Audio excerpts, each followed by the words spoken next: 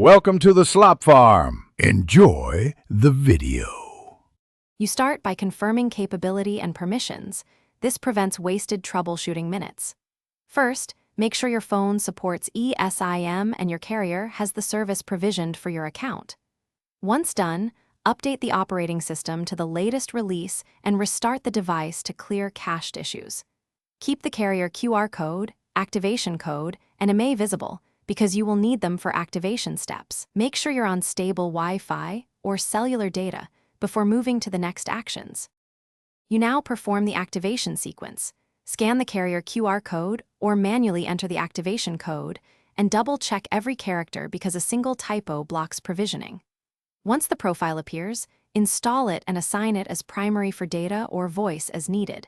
Adjust labels and line priorities so calls go where you expect.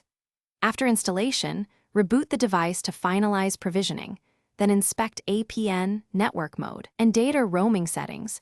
These often control whether service actually passes traffic. Finish by ensuring the line registers on the network. Toggle airplane mode for 10 seconds, restart, and manually select the carrier if automatic selection fails. If there's still no service, reset network settings to clear misconfigured APNs, then reinstall the eSIM profile and reapply any custom APN values. If problems persist, gather IMEI, IXID, or activation logs and contact the carrier. Ask them to check provisioning on their backend. One key tip: request a remote repush of the eSIM profile.